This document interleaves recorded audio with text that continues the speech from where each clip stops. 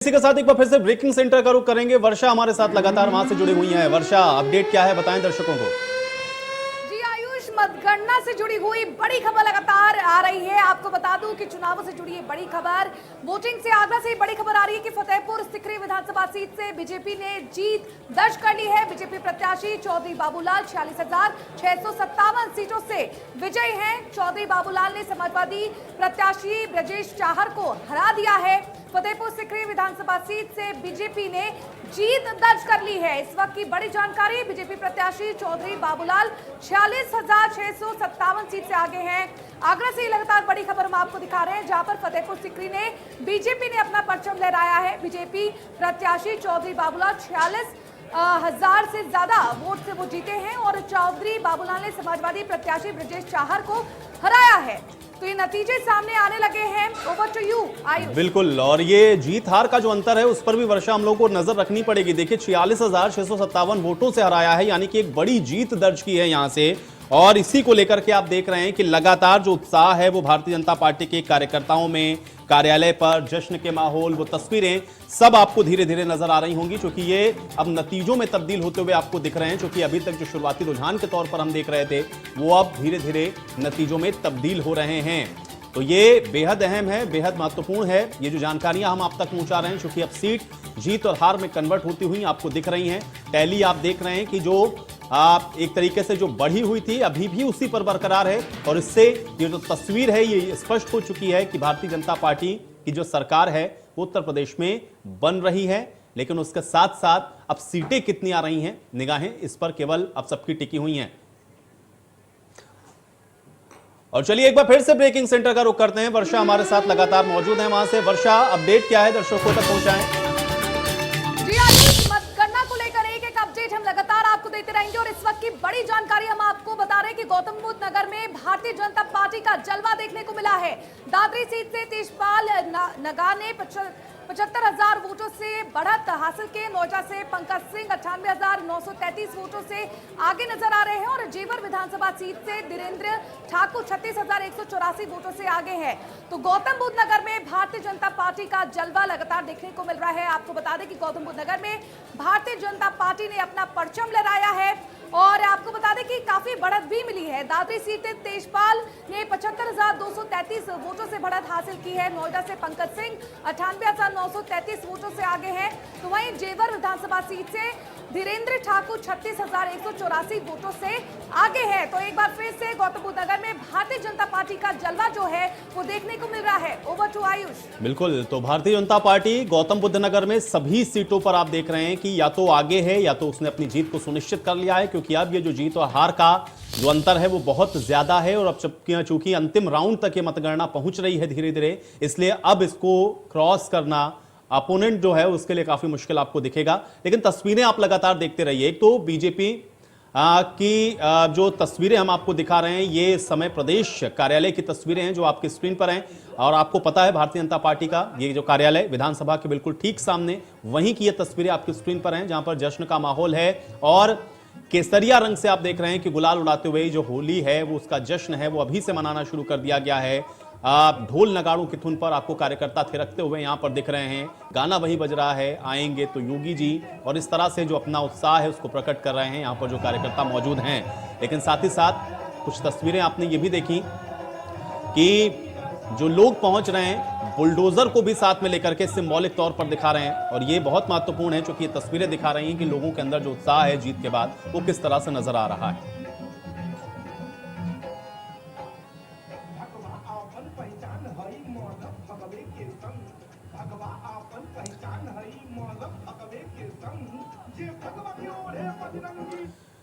तो बीजेपी कार्यालय पे लगातार जीत का और जश्न का माहौल देखने को मिल रहा है। हमारी सहयोगी निकिता सरीन ने बीजेपी ऑफिस कार्यालय पर जायजा लिया है, आप भी देखिए। जिस तरीके से भारतीय जनता पार्टी के कार्यालय में अभी माहौल चल रहा है वो देखते ही बन रहा है, क्योंकि अभी जो परिणाम है, जो रिजल्ट है वो अभी चल ही रहे हैं, जो गिनती है वो चल रही है। लेकिन अभी जिस तरीके से सीट्स मिल रही हैं बीजेपी को वो सब कुछ बयां कर रही है। और इसी बीच में अगर हम फेमस शायर मुनव्वर राणा की बात करें तो उन्होंने भी ये बयान दिया था कि अगर बीजेपी सरकार आती है तो वो लखनऊ छोड़कर जाएंगे। हमारे साथ कुछ कार्यकर्ता मौजूद है, उनसे बात करेंगे। आप बताइए, फिलहाल अभी काउंटिंग चल रही है लेकिन जो रिजल्ट है वो क्लियर कट हो चुका है। और इसी बीच मुनव्वर राणा ने भी एक बयान दिया था, क्या कहना है आपका उस पर? मुनव्वर राणा ने कहा था अगर उत्तर प्रदेश में भाजपा की सरकार बनेगी तो मैं उत्तर प्रदेश छोड़ के चला जाऊंगा। अब मुनव्वर राणा को उत्तर प्रदेश छोड़ के पाकिस्तान चला जाना चाहिए। ये बहुत बड़े माफिया हैं, बहुत बड़े आतंकवादी हैं, इनको भारत छोड़ के चले जाना चाहिए। ये राष्ट्र विरोधी कार्य कर रहे हैं मुनव्वर राणा जी। तो बिल्कुल जश्न ही जश्न का माहौल है। आप देख सकते हैं पूरा भारतीय जनता पार्टी का जो कार्यालय है वो भगवा रंग में इस वक्त जगमगाता हुआ नजर आ रहा है। और हर जगह जो नारे लग रहे हैं और बीजेपी झंडे लग रहे हैं वो पूरी तरीके से जो रिजल्ट है, जो परिणाम है वो बयान कर रहे हैं कि इस बार फिर से उत्तर प्रदेश में भारतीय जनता पार्टी फिर से रूल करने वाली है। और जनता ने जो कुर्सी है वो इस बार फिर से भारतीय जनता पार्टी को देने का तय कर लिया है। लखनऊ से वीडियो जर्नलिस्ट रमीश के साथ मैं निकिता सरीन, इंडिया न्यूज़। तो जीत और जश्न का माहौल, और ये तस्वीर जो इसका मैं अभी जिक्र कर रहा था, देखिए बुलडोजर के साथ बच्चों की तस्वीर और इसके अलावा भगवा रंग में रंगे हुए लोग आपको इस समय दिख रहे हैं। होली खेली जा रही है, जश्न का माहौल है। प्रदेश कार्यालय पर आप देख रहे हैं कि कार्यकर्ता पहुंचे हैं। पूरी तरह से आप देख रहे हैं कि उत्साह भारतीय जनता पार्टी के खेमे में देखने को मिल रहा है, क्योंकि अब ये तय हो चुका है कि भारतीय जनता पार्टी उत्तर प्रदेश के अंदर अपनी सरकार बना रही है। न सिर्फ उत्तर प्रदेश के अंदर बल्कि उत्तराखंड के अंदर भी, मणिपुर में भी तस्वीर धीरे धीरे स्पष्ट हो रही है, गोवा में भी। और इसलिए जो जश्न है वो आपको हर तरफ भारतीय जनता पार्टी के कार्यालय पर दिख रहा है। एक बार फिर से ब्रेकिंग सेंटर का रुख करते हैं। वर्षा हमारे साथ लगातार जुड़ी हुई है। वर्षा, अपडेट दें। जी आयुष, इस वक्त की बड़ी जानकारी हम आपको वोटिंग से जुड़ी हुई दिखा रहे थे, किस तरह से अब जो है रुझान आने लगे। तो सहारनपुर में नक्कुड़ विधानसभा से बीजेपी प्रत्याशी की जीत उन्हें मिली है। बीजेपी के मुकेश चौधरी 328 वोटों से उन्होंने जीत हासिल की है। मुकेश चौधरी ने धर्म सिंह सैनी को हराया है। तो इस वक्त की बड़ी जानकारी हम आप तक पहुंचा रहे हैं, किस तरह से धर्म सिंह सैनी पर एक बागी नेता होने का इल्जाम लगा था और उन्हें हार चखनी पड़ी है। मुकेश चौधरी ने धर्म सिंह सैनी को हराया है। सहारनपुर से बड़ी खबर हम आपको दिखा रहे हैं, जहां पर बीजेपी प्रत्याशी की जीत हुई है। बीजेपी के मुकेश चौधरी 328 वोटों से जीते हैं। मुकेश चौधरी ने धर्म सिंह सैनी को हराया है। Over to you Ayush. बिल्कुल वर्षा, जीत और हार में अंतर देखिए। 328 सीटें, 328 जो मत हैं उससे वो जीते हैं। हालांकि जीत हार तो एक वोट से भी होती है, लेकिन हार का जो अंतर है वो आप देखिए कितना कम है। इसीलिए ये कितनी क्लोज फाइट रही होगी यहां पर, इसका भी अंदाजा लगाना बहुत जरूरी है। नकुड़ विधानसभा से आप देखें बीजेपी के जो प्रत्याशी हैं मुकेश चौधरी 328 वोटों से जीत गए हैं। और सबसे दिलचस्प बात यह है कि धर्म सिंह सैनी जो कि भारतीय जनता पार्टी की तरफ से इसके पहले वहां से चुने गए थे, बीजेपी से विधायक थे वो वहां पर, लेकिन एन आपने देखा चुनाव से पहले वो बीजेपी को छोड़कर समाजवादी पार्टी में शामिल होते हैं, लेकिन उसके बावजूद उनको 328 मतों से वहां पर हार का सामना करना पड़ रहा है। तो ये बहुत दिलचस्प आंकड़े हैं जो हम आप तक पहुंचा रहे हैं। कहीं जीत और हार का अंतर आपको 50,000 भी दिख रहा है, कहीं आप देख रहे हैं कि किसी प्रत्याशी ने 7 और इस तरह से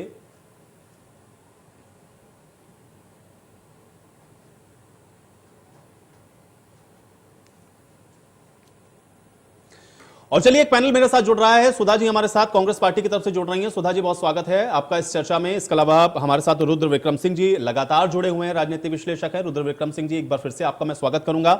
और हेमंत जी भी हमारे साथ जुड़ रहे हैं, वरिष्ठ पत्रकार। हेमंत जी आपका भी इस चर्चा में स्वागत है। सुधा जी सबसे पहले आपके पास मैं आता हूं, चूंकि 5 राज्यों को हम लोग देख रहे हैं। उत्तर प्रदेश के अंदर तो हम लोग देख रहे हैं कि भारतीय जनता पार्टी अपनी जीत को दर्ज कर रही है। 4 और राज्य हैं जहां पर हमको नजर आता है कि भारतीय जनता पार्टी जीत की ओर बढ़ रही है। पंजाब में आम आदमी पार्टी क्लीन स्वीप करती हुई दिख रही है। कांग्रेस पार्टी का आंकलन किस तरह से करेंगे, क्योंकि अब तो ये नतीजों में तब्दील होता हुआ दिख रहा है। सुधा जी। जी आयुष जी, मैं इस पे बहुत विनम्रता से इस जनादेश को स्वीकार करती हूँ, क्योंकि इसके अलावा और कोई हमारे पास विकल्प भी नहीं है। आप कहेंगे कि आपके पास कोई विकल्प भी नहीं है, लेकिन जिस बात पे मैं पहले भी आपके चैनल पे बोल चुकी हूँ कि जिस उद्देश्य को लेके प्रियंका जी आई थी, बिल्कुल जैसा कि संजय सिंह ने भी आपने सुना होगा बोल रहे थे कि हम हारने के लिए आए थे। बिल्कुल हम हारने के लिए नहीं लड़ रहे थे, हम जनता तक अपनी बात पहुंचाने के लिए लड़ रहे थे।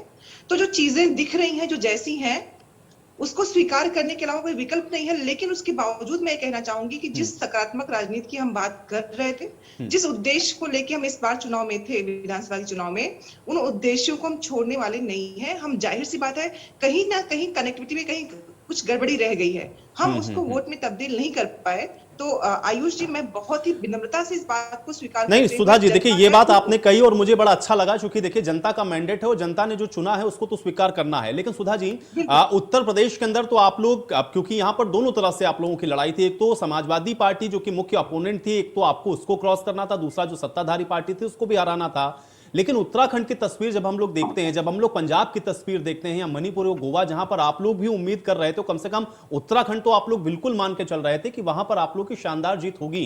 ऐसा क्या हुआ वहां पर कि उत्तराखंड के अंदर भी आप आधे से ज्यादा ऐसा जो गैप है वो हमको दिख रहा है, 50 और 18 की जो टैली है वो हम लोग देख पा रहे हैं। उत्तराखंड में ऐसा क्या हुआ? बिल्कुल आयुष जी, हम बिल्कुल इस बात से सिर्फ आप नहीं, हमें भी अचरज है, क्योंकि हम इस बात को तो मान के चल रहे थे कि यहाँ पे जो हम सोच रहे हैं, जो हम कर रहे हैं, उसके अकॉर्डिंगली हमको आएगी। लेकिन इस पे जरूर मंथन करने की जरूरत है पार्टी को कि आखिर वो क्या वजहें हो रही हैं जिसकी वजह से हमें वोट में तब्दील नहीं कर पा रहे हैं।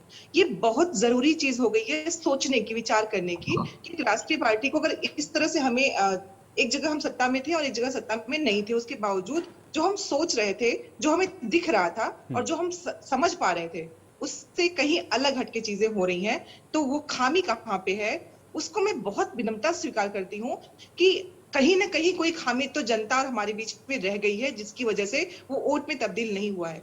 लेकिन इसके बावजूद मैं हर बार बस ये कह रही हूँ कि जो जिस तरह से इस बार प्रियंका गांधी ने अपने आप को संगठन के साथ, संगठन की चीजों को सही करते हुए जिस तरह जमीनी स्तर पे लड़ाई लड़ी है, उसको हम बिल्कुल वैसे ही लेके जाने वाले हैं। लेकिन मंथन ये जरूर करना हमें है कि वो खामी कहाँ रह गई है, जो हम चाह रहे थे, जो हम सोच रहे थे, जिस स्तर पे हम कार्य कर रहे थे, वो वोट में तब्दील नहीं हुआ।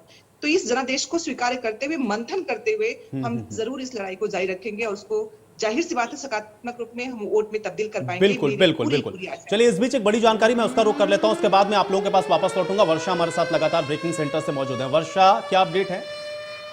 जी आयुष, मैं आपको बता दूं कि मतगणना से जुड़ी हुई जो अपडेट है वो लगातार आ रही है और इस वक्त की बड़ी जानकारी मैं आप तक पहुंचा दूं कौशाम्बी से, जहां पर सिराथू से केशव प्रसाद मौर्य जो है वो आगे हैं। पल्लवी पटेल से केशव प्रसाद मौर्य 348 वोटों से हैं, अब आगे हैं। पीलीभीत में भारतीय जनता पार्टी की बम्पर जीत जो है वो देखने को मिल रही है। पीलीभीत की भी सभी चारों सीटों पर बीजेपी का कब्जा देखने को मिल रहा है। पीलीभीत में भारतीय जनता पार्टी की बम्पर जीत हो सकती है। इस वक्त की बड़ी जानकारी, बड़ी अपडेट, रिजल्ट ब्रेकिंग से कौशाम्बी में सिराथू से केशव प्रसाद मौर्य आगे बढ़ चुके हैं। पल्लवी पटेल से केशव प्रसाद मौर्य 348 वोटों से आगे हैं। पीलीभीत में भारतीय जनता पार्टी की बम्पर जीत देखने को मिल रही है। वहीं आपको बता दें कि पीलीभीत की सभी चारों सीटों पर बीजेपी का कब्जा अब देखने को मिल रहा है। Over to you Ayush. बिल्कुल, और ये जीत हार पर हम लोगों को बिल्कुल नजर रखनी पड़ेगी। सिराथू बहुत महत्वपूर्ण सीट है, लेकिन 348 मतों से ही सिर्फ वहां पर केशव प्रसाद मौर्य आगे हैं, इसलिए इस पर नजर बनाए रखना बहुत जरूरी है। चर्चा में वापस लौटेंगे। हेमंत जी हमारे साथ वरिष्ठ पत्रकार जुड़े हुए हैं। हेमंत जी, आपका एक रिएक्शन चाह रहा हूं मैं, ओवरऑल जो इस समय नतीजे आ रहे हैं। रिएक्शन तो मतदान के पहले से देता रहा हूं, आपके चैनल पे हर जगह देता रहा हूं। जी जी, मुझे सब कुछ साफ दिखाई पड़ रहा था। भारतीय जनता पार्टी जिस स्ट्रेटजी, जिस प्लानिंग और जो सारे इंग्रेडिएंट्स जिसकी आवश्यकता होती है, उसको बहुत टटोल कर, समझ कर, नियोजित तरीके से चुनाव लड़ रही थी। और एक बात जान लीजिएगा, बड़ी सीधी सी बात है, हमने आपने पढ़ाई की है, high school, intermediate, graduation, PG, तो गेस पेपर से पढ़ करके अगर आप एग्ज़ाम देने जाते हो तो दो आसार रहते हैं, दो संभावनाएं रहती हैं, या तो आप टॉप कर सकते हो या फिर आप फ्लॉप हो सकते हो, सुपर फेल हो सकते हो। जो अपोजिशन था, आपको भारतीय जनता पार्टी जैसे बड़े दल जिसकी डबल इंजन की सरकार थी, जो लॉ एंड ऑर्डर को बेहतर कर रही थी, जिसकी तमाम योजनाएं थी जो सीधे पब्लिक से जुड़ी हुई थी, जिसने जातीय संतुलन, सामाजिक संतुलन दुरुस्त कर रखा था, जब आप उससे लड़ने जा रहे हो तो आपको पूरी तैयारी के साथ जाना चाहिए। जो मुख्य अपोजिशन अखिलेश यादव हैं, समाजवादी पार्टी, आप बता दो, खुद बता दो याद करके कि 2017 में सत्ता गंवाने के बाद वो कितनी बार जनता के बीच में आए। मुझे लगता है पहली बार ज़्यादातर लोगों ने उनको देखा तब जब उनकी विजय रथ यात्रा शुरू हुई। इसके बीच में किस मूवमेंट में महंगाई पर, बेरोजगारी पर, सरकार के खिलाफ किसी इशू पर कहाँ आए। तो अपोजिशन जब सड़क पर नहीं होगा, जब मैदान में नहीं होगा, जब आवाज जमीन से नहीं उठाएगा, खाली ट्विटर पे खेलेगा, तो यही नतीजा होगा जैसे गेस्ट पेपर वाला होता है। और जो परीक्षार्थी पूरा विषय का अध्ययन करके साल भर पूरा कोर्स पूरा करके जा करके क्लास में बैठ करके क्लास अटेंड करके मौजूद रहता है, उसकी सफलता के 100% अवसर होते हैं। बहुत सुंदर सा व्यक्तिगत जीवन और व्यवहार से जुड़ा विषय है। एक बात जानिएगा, कुछ चीजें ऐसी हैं जिसको हम लोग इग्नोर कर देते हैं। जैसे हम लोगों ने क्या देखा, हम लोगों ने, मुझसे इलेक्शन के पहले ही कई चैनल्स पे लोगों ने पूछा, मैंने अपने कॉलम्स को खोल के लिखा, हमने कहा देखिए, जब आप किसी सुमो पहलवान से का चैलेंज स्वीकार करते हैं, उससे लड़ने जाते हैं, तो आपको अपनी शक्ति का आकलन अवश्य कर लेना चाहिए और उस दृष्टि से रणनीति बनानी चाहिए। आपने एक जो कन्वेंशनल फार्मूला था कि हम हैं साथ में, हम ईस्टर्न यूपी वेस्टर्न यूपी में छोटे एलाई जोड़ लेंगे और हम उनसे लड़ देंगे, संभव नहीं है। बहुत सी चीजों की जरूरत होती है और आपका जो अतीत रहा उसको भी देखने की जरूरत होती है। इस चुनाव परिणाम से 2-3 बातें बड़ी साफ नजर आती हैं। एक तो उत्तर प्रदेश में जो आज तक राजनीति होती रही है और खास तौर से जो चुनावी राजनीति होती रही है, उसकी तासीर एकदम से बदल गई है। दूसरी बात कि जिन क्षेत्रीय छत्रपों ने मंडल की राजनीति के दौर के बाद 4-4 बार उत्तर प्रदेश में सत्ता का संचालन किया समाजवादी पार्टी और बहुजन समाज पार्टी, उसके परफॉर्मेंस से मुझे लगता है कि जनता ऊब चुकी थी, उनकी बातों पर उनको विश्वास नहीं था। Law and order. चलिए हेमंत जी, मैं आपको रोकूंगा, इस बीच में आपके पास वापस लौटूंगा। ब्रेकिंग सेंटर का मैं रुख करूंगा। वर्षा हमारे साथ जुड़ी हुई है। वर्षा, क्या अपडेट है? जी आयुष, इस वक्त की बड़ी जानकारी मतगणना से जुड़ी हम आपको बता दें कि सरधना सीट पर बीजेपी प्रत्याशी संगीत सोम पीछे हैं। 7000 वोटों से पीछे चल रहे हैं संगीत सोम। इस वक्त की बड़ी जानकारी आपकी टीवी स्क्रीन पर, सपा प्रत्याशी अतुल प्रधान से पीछे चल रहे हैं संगीत सोम। 7000 वोटों से बीजेपी चल रहे हैं। और आपको बता दें कि सपा प्रत्याशी अतुल प्रधान से पीछे चल रहे हैं संगीत सोम। इस वक्त की बड़ी जानकारी, सरधना सीट पर बीजेपी प्रत्याशी संगीत सोम पीछे चल रहे हैं बिल्कुल करीबन 7000 वोटों से। और इन सब पर ही नजर रखना बहुत जरूरी है। हेमंत जी, आपकी बात भी अधूरी थी, लेकिन हम लोग कुछ बड़े जो चेहरे हैं उनको भी देख रहे हैं। जैसे संगीत सोम हमको दिख रहा है। पश्चिमी उत्तर प्रदेश के अंदर बहुत चौंकाने वाली चीजें हमको देखने को मिल रही हैं। जिनकी उम्मीद थी जीतने की, वो हार रहे हैं। जिनको ये कहा जा रहा था कि वो हार सकते हैं, वो जीतते हुए दिख रहे हैं। संगीत सोम 7000 वोटों से अभी पीछे हैं। इसका आकलन किस तरह से करेंगे? संगीत सोम के परिणाम बहुत ज्यादा महत्वपूर्ण मेरे दृष्टि में इसलिए नहीं कि उससे बड़े बड़े चौंकाने वाले परिणाम आए। ओबीसी के वे 3 बड़े चेहरे जिन्होंने तूफान मचा दिया था, जो 5 साल योगी आदित्यनाथ की सरकार में मंत्री रहे। अभी आपने थोड़ी देर पहले ही परिणाम बताया है नकुड़ का, धर्म सिंह सैनी। अभी उसके पहले आपने परिणाम बताया है फाजिल नगर का स्वामी प्रसाद मौर्य। और घोसी से जो संकेत मिल रहे हैं दारा सिंह चौहान, इनका क्या हुआ? ये तो अच्छे खासे कंफर्टेबल थे भारतीय जनता पार्टी में। 5 साल तक जब मंत्री थे तब इन्होंने कभी ओबीसी की उपेक्षा की आवाज नहीं उठाई, किसी फोरम में नहीं उठाई। और जब इनको लगा कि इनकी सीट शायद कंफर्टेबली सुरक्षित नहीं है, बिल्कुल। चलिए हेमंत जी, मुझे फिर से आपको रोकना पड़ेगा। इस बीच बड़ी जानकारी है, ब्रेकिंग सेंटर का मैं रुख करूंगा। वर्षा, अपडेट दें। जी आयुष, मतगणना से जुड़ी हुई एक और बड़ी खबर मैं आपको बता दूं। इलेक्शन ब्रेकिंग, ताजनगरी आगरा में बीजेपी का जलवा देखने को मिल रहा है। इस वक्त की बड़ी जानकारी, सभी 9 विधानसभा सीटों पर बीजेपी ने जीत दर्ज की है। इस वक्त की बड़ी जानकारी, ताजनगरी आगरा में बीजेपी का जलवा लगातार देखने को मिल रहा है और बीजेपी बढ़त से आगे बढ़ रही है। सभी 9 विधानसभा सीटों पर बीजेपी ने जीत दर्ज कर ली है। यानी कि तो सभी 9 विधानसभा सीटों पर एक बार फिर से भारतीय जनता पार्टी की जीत है। बिल्कुल वर्षा, ये बड़ी जानकारी है। रुद्र विक्रम सिंह जी, किस तरह से अभी आप देख रहे हैं? क्योंकि अब तो हमको वो दिख रहा है 17 में 9 की 9, 3 की 3, 4 की 4, 8 की 8, सभी पर जीत होती हुई दिख रही है। किस तरह से इसका आकलन अब आप कर रहे हैं? मैं इसका जवाब दूंगा। उससे पहले जो हेमंत की बात कर रहे थे ओबीसी चेहरों की, तो एक ओबीसी जो बड़ा चेहरा भाजपा का है, जो भाजपा के साथ भी है, उप मुख्यमंत्री भी है, उनकी भी हालत कोई अच्छी नहीं दिख रही है। बहुत बड़े गंभीर परिस्थिति में चल रहे हैं। अभी सुबह से वो पीछे चल रहे थे, अभी कुछ वोटों से वो आगे हालांकि हुए हैं और मुख्यमंत्री बनने का सपना भी देख रहे थे। तो एक बात इन परिणामों से इस बात का अंदाजा लगा लेना चाहिए कि ये जीत सिर्फ और सिर्फ योगी की और भारतीय जनता पार्टी की, भारतीय जनता पार्टी की और योगी के चेहरे की जीत है।